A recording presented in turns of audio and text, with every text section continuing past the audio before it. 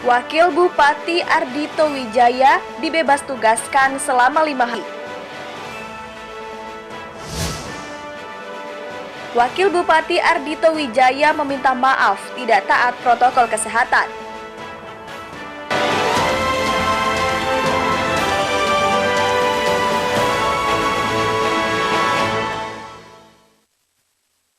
Tabi pun. Selamat pagi pemirsa iNews di Bandar Lampung dan sekitarnya. Selama 30 menit ke depan kami akan menemani pagi Anda dengan berbagai liputan dari berbagai daerah di Lampung. Wakil Bupati Ardhito Wijaya mendapatkan sanksi. Ardhito dibebas tugaskan selama 5 hari karena tidak taat protokol kesehatan. Pemirsa, bersama saya Citra Ramadanti, inilah iNews Lampung selengkapnya.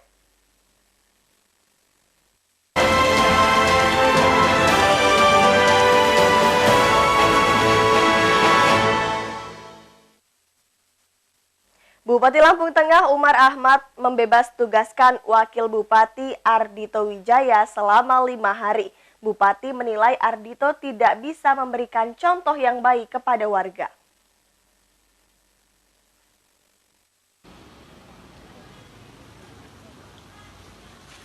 Setelah video Wakil Bupati Lampung Tengah yang berjoget tanpa protokol kesehatan viral di media sosial, Bupati Musa Ahmad mengambil langkah tegas.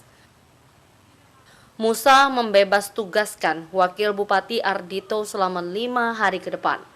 Ardhito dinilai tidak bisa memberikan contoh dengan baik untuk masyarakat Kabupaten Lampung Tengah di tengah pandemi. Bupati Lampung Tengah juga meminta maaf pada warga tentang peristiwa ini. Agar saya selaku Bupati Lampung Tengah juga sudah menegur saudara Wakil Bupati, sekaligus juga sudah memberikan sanksi kepada beliau untuk mulai hari ini sampai 5 hari ke depan kita bebas tugaskan dari agenda pemerintahan yang ada di Lampung Tengah untuk sanksi kami. Selain ini ada himbauan buat masyarakat ataupun yang jelas himbauan saya kepada seluruh masyarakat di Lampung Tengah agar sama-sama tetap menjaga protokol kesehatan yang ada, dan saya berharap bahwa dengan ketaatan kita, dengan kedisiplinan kita, bahwa pandemi ini akan segera berakhir. Karena situasi semakin banyak melonjaknya yang berkaitan masalah terpapar kayak COVID se-Indonesia, harapan saya mudah-mudahan di Lampung Tengah masih bisa kita kendalikan untuk masalah penyebaran COVID. Pada kesempatan ini, sebelumnya, Ardhito telah meminta maaf karena lalai protokol kesehatan. Peristiwa ini juga telah dilaporkan ke Polda Lampung. Dari Lampung Tengah, Roy M. Perioli, iNews melaporkan. Yang telah viral di media sosial. Wakil Bupati Lampung Tengah, Dr. Ardhito Wijaya meminta maaf atas viralnya video dugaan pelanggaran protokol kesehatan saat menghadiri resepsi pernikahan. Sementara Polda Lampung akan menggelar perkara awal kasus ini.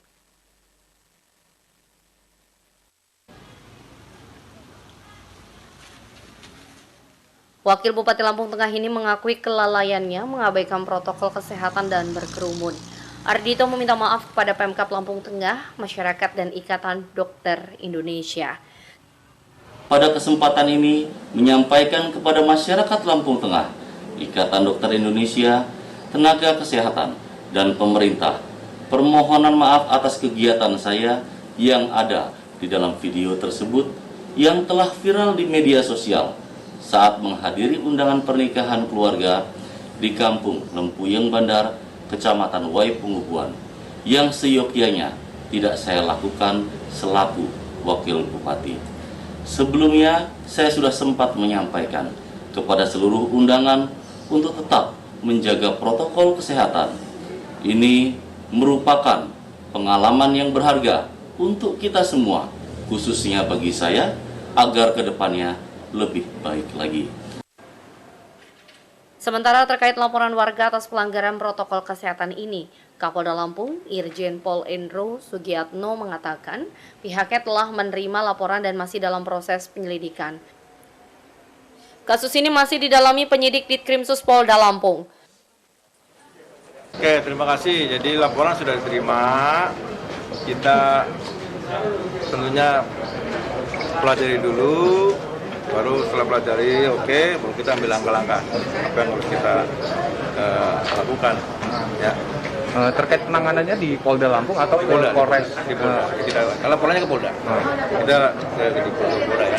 Belum ada saksi diperiksa belum? Belum, baru kemarin sore jam 5-an lah baru kita terima. Hari ini mungkin baru masuk ke Krimsus. Nanti kita pelajari, kita gelar dulu, ambil langkah-langkah strateginya gimana, ya. Sebelumnya, video media sosial dihebohkan dengan viralnya video Wakil Bupati Lampung Tengah yang tidak menerapkan protokol kesehatan saat menghadiri hajatan warga. Dalam video berdurasi 33 detik ini, Ardhito berjoget dan bernyanyi bersama tamu undangan dengan tidak memakai masker serta tidak menjaga jarak. Dari Lampung, Roy M. Perioli dan Andres Avandi, iNews melaporkan.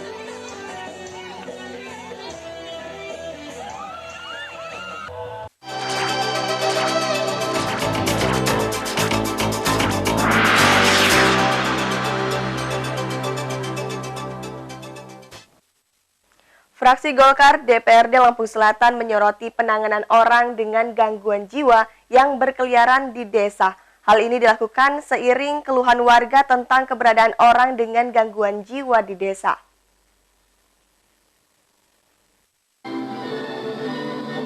Ungkapan ini disampaikan juru bicara fraksi gabungan Nasdem, Hanura, dan Perindo, Jas Roni, dalam sidang paripurna DPRD Lampung Selatan tentang penyampaian LKPJ tahun anggaran 2020. Jasroni mengatakan bahwa kebijakan refocusing anggaran Lampung Selatan hendaknya menitik beratkan kepada asas manfaat. Namun fraksi juga memberikan apresiasi kepada Pemprov Lampung Selatan yang telah bekerja keras dalam memutus mata rantai COVID-19 di Lampung Selatan. Fraksi gabungan Nasdem, Hanura, Perindo menyampaikan apresiasi pada pemerintah Kabupaten Lampung Selatan di tengah pandemi COVID-19 yang sampai saat ini belum berakhir. Pemerintah terus bekerja keras dalam melaksanakan pembangunan, khususnya pada tahun anggaran 2020 yang telah dilaksanakan. Dari Lampung Selatan, Rudi Apriyadi dan Alsiswadi, iNews melaporkan. Pemirsa, setelah jeda pariwara berikut kami kembali dengan liputan tentang Ketua DPRD Hendro Rosyadi pimpin rapat pembahasan LKPJ. Tetaplah bersama kami.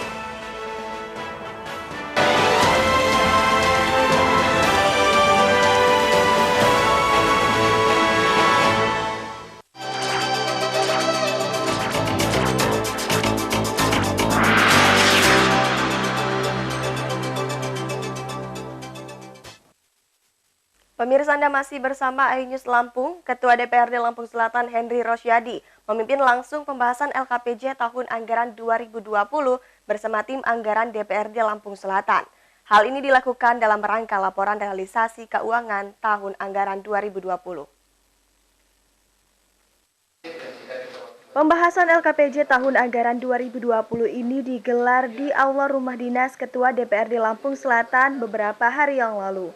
Ketua DPRD Hendri Rosyadi mengatakan bahwa realisasi anggaran harus dijelaskan secara rinci oleh setiap satuan kerja sehingga tim anggaran DPRD Lampung Selatan dapat mengetahui sejauh mana anggaran direalisasikan. Jadi pembahasan LKPJ keuangan yang kemarin sudah kita paripurnakan penyampaiannya berarti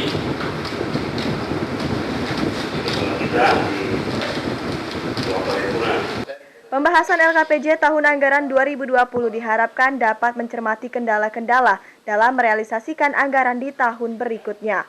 Dari Lampung Selatan, Rudi Apriyadi dan Alsiswadi, iNews melaporkan.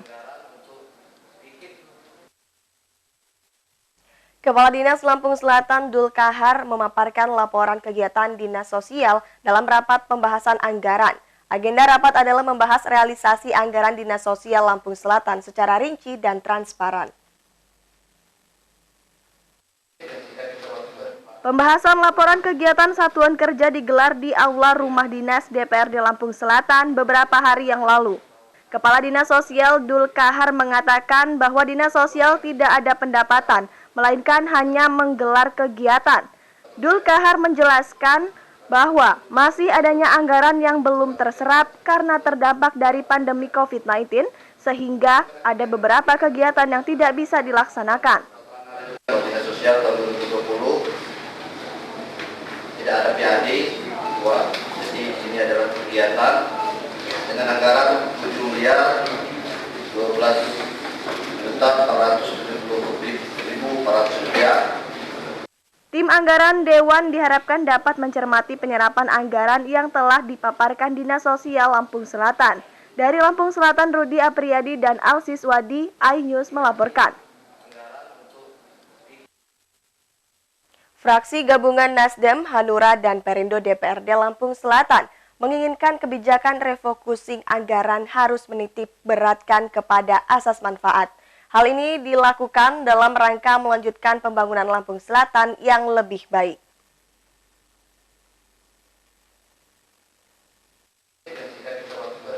Dalam rapat pembahasan LKPJ tahun anggaran 2020 di Aula Rumah Dinas Ketua DPRD Lampung Selatan, fraksi Partai Golkar memfokuskan pada penanganan orang dengan gangguan jiwa.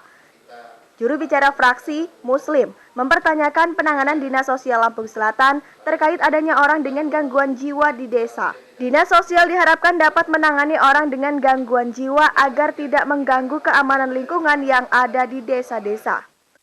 Penanganan orang gila dan kerjasama dengan yayasan atau kerjasama dengan apa tadi?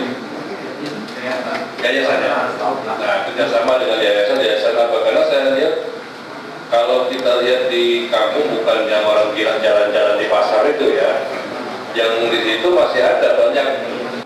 Dari Lampung Selatan, Rudi Apriyadi dan Alsis Wadi, iNews melaporkan.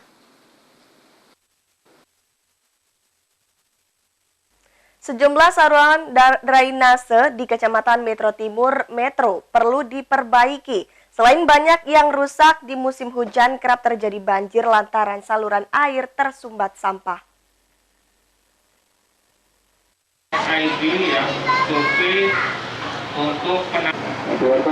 Warga Metro Timur mengusulkan perbaikan drainase dan sejumlah gorong-gorong yang rusak.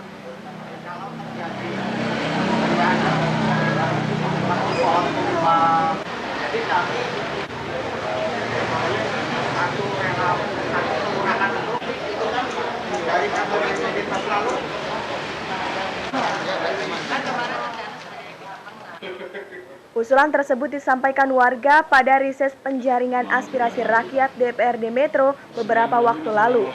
Selain mengurangi keindahan kecamatan yang menjadi pusat pendidikan di kota Metro ini, juga menjadi permasalahan di saat musim hujan. Sebenarnya bisa reses di kota Metro 9.30. Kemarin lalu juga banyak kawan melaksanakan di Metro Timur karena pandemi. Namun ditambah lagi perilaku warga yang sering membuang sampah tidak pada tempatnya, sehingga menyebabkan tersumbatnya sejumlah saluran air.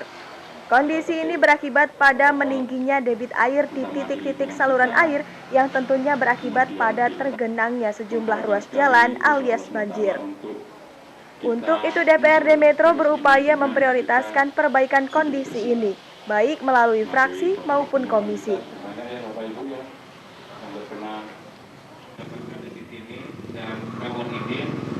Biasanya tadi banyak aspirasi tentang masalah lahan banjir dan sebagian sudah kita tuntaskan. Bahkan tadi Pak Ferry Handono selaku PUTR bagian pengairan sudah berupaya menyelesaikan sedimen kan sungai Batang Ari dan Buai Sukadana.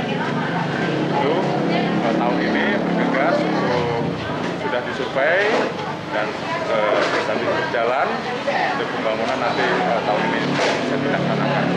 Itu sebenarnya kita kerjasama dengan PUTR, bagian pengairan Pak Ferry Handono dan kawan-kawan dan DPRD Provinsi Pak Tony yang memang sudah kemarin lalu mengerjakan reses di sini juga.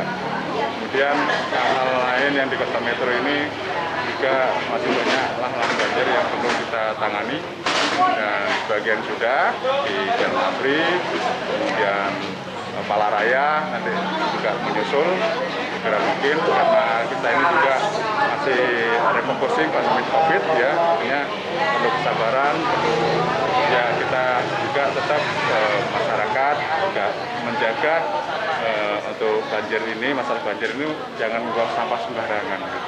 Masalah lingkungan hidup perlu dijaga, masalah parit-parit, kemudian jangan sampai membuang sampah sembarangan. Itu banyak terjadi, tadi disampaikan dengan Pak Heri juga, masyarakat juga banyak warga yang kurang sadar untuk membuang sampah seperti itu. Nah ini kami menyadarkan kepada masyarakat. Kemudian juga jalan-jalan lingkungan yang memang hari ini juga rusak, sebagian sudah berjalan dan sebagian juga misalkan kita mengusulkan 200 meter yang dibangun baru 100 meter. Nah ini juga kena refocusing, akhirnya kami juga tetap memperjuangkan untuk aspirasi reses ini untuk ke depan bisa direalisasikan. Ya. Mewakili beliau menyampaikan bahwa metro sedang berjalan dan kita butuh juga pengawasan bersama ya, bukan hanya dari Reses merupakan upaya Dewan untuk menjaring aspirasi warga. Masyarakat menyampaikan permasalahan dan usulan pembangunan di daerah masing-masing kepada Dewan. Usulan tersebut nantinya akan dibahas di tingkat yang lebih tinggi, baik oleh pemerintah dan Dewan.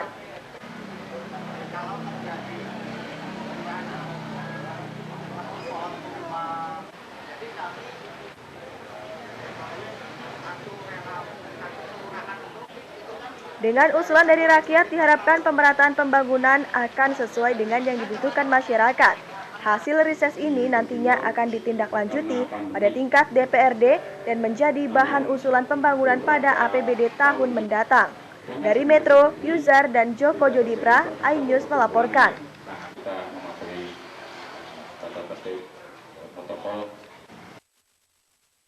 Pemirsa, setelah pesan-pesan berikut ini kami kembali dengan liputan tentang warga sampaikan aspirasi saat risis DPRD Metro. Sesaat lagi hanya di iNews Lampung.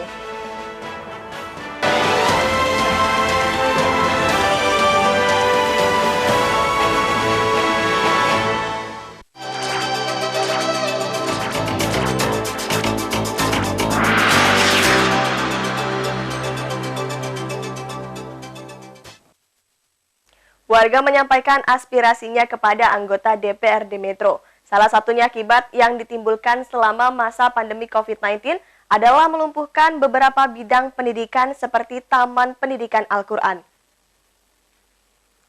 Laporan tersebut mengakhiri iNews Lampung hari ini. Mewakili tim yang bertugas hari ini, saya Citra Ramadanti undur diri.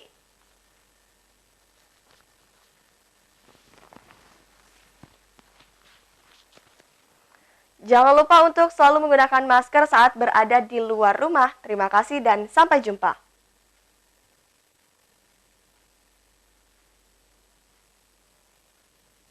Metro, Kelurahan Metro, saya.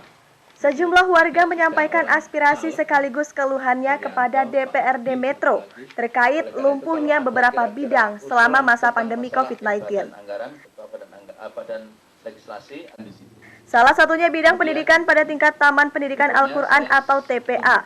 Menurut warga, selama pandemi aktivitas pembelajaran di sejumlah TPA di Metro berhenti total. Bahkan, ini memunculkan kekhawatiran para orang tua dan tokoh agama. Lantaran, anak-anak merupakan generasi penerus yang diharapkan menjadi tokoh pengganti. Bapak, Ibu lapor ke yang pertama keluhan, karena kami juga di lapangan sehingga masyarakat mengeluhnya pertama seperti ini. Di musim pandemi ini pertumbuhan ekonomi kita sadari bersama, masyarakat ini terutama di Kelurahan Metro ini banyak yang dagang. Sementara waktu juga dibatasi. Yang sering mengeluh itu adalah dagangannya sepi. Yang kedua, kemarin saya juga diundang anggota Dewan Provinsi itu untuk diajak makan. Ternyata baru pesen wis diusir Pak. Udah aku rasa itu madang ceritanya itu. Karena terkait dengan peraturan kan udah jam 9 malam. Yang kedua, dari masyarakat ketika kami di lapangan sebagai penyuluh, kami hadir di majelis taklim, kami hadir di masjid-masjid itu. Yang pertama tentang protokol kesehatan itu memastikan di metro itu 5M. Nah, kondisi yang ada di masjid kita ini, terutama di Kelurahan Metro, karena saya keliling di masjid-masjid itu kan sebagai penyuluh agama, mengeluhkan bahwa anak-anak ini belum tercover terkait dengan pengajian atau TPA, karena TPA juga dibatasi dengan waktunya, tidak boleh berkerumun banyak, sehingga keluhan-keluhan ini adalah anak-anak ini justru kental dengan HP-nya, gadgetnya, sehingga keluhan-keluhan ketika saya tanyakan guru ngajinya siapa, udah lama Pak nggak ngaji gitu. Nah, keluhan-keluhan orang tua ini kemudian disampaikan kepada guru-guru ngaji. Nah, sementara kegiatan-kegiatan keagamaan, terutama agama Islam, anak-anak TPA ini sudah mulai liburnya terlalu lama. Semenjak pandemi ini, TPA juga mau bergerak juga dibatasi dengan protokol kesehatan. Tidak boleh berkerumun dengan orang banyak. Pokoknya Pak, saya sudah di dinas sosial itu. Selain dari bidang pendidikan, keluhan juga muncul dari pengemudi ojek online. Selama pandemi, orderan ojek online menurun drastis, sehingga pemasukan penghasilan juga menurun. Pemerintah diminta memberikan perhatian bagi pengemudi ojek online. Tentang kami ini kan pekerjaannya lain daripada yang lain, Pak. Di metro ini seperti saya dan Mas Eko ini kan kalau nggak ada penumpang ya nggak itu duit Pak. Nah, sementara kan kalau yang lain kan masih jadi PNS, masih punya gaji. Nah, terus juga masih jadi karyawan masih punya gaji. Nah, akan tetapi kami pekerja-pekerja sebagai driver ojol Pak di kota metro ini kan banyak gitu. Yang juga dari pemerintah pun juga nggak ada perhatian untuk pekerja seperti kami gitu kan. Jadi ya kami mohonlah coba diusulkan bahwasanya di kota metro ini ternyata ada warga ataupun rakyatnya yang itu pekerjanya sebagai ojek online. Nah, jadi tolong diusulkan kami ini Pak supaya juga ya dapat apalah dari pemerintah gitu Pak. Ya sangu-sangu tiap bulan ganti ijazah sekolah segala meneh Pak. Ini sebenarnya undang-undangnya Mas Eko, cuman saya ngomongin sama Pak, karena Mas saya juga seperti itu Pak. Dengan ditutupnya Bakahuni Pak, saya juga travelannya sepi Pak, gitu. Kadang-kadang menangis juga nggak bisa Pak, cuman harus bahagia akhirnya kan. Dari Metro, Yuzar dan Joko Jodipra, iNews melaporkan. Artinya yang kita serap hari ini, proses kali ini adalah untuk usulan program dan kegiatan.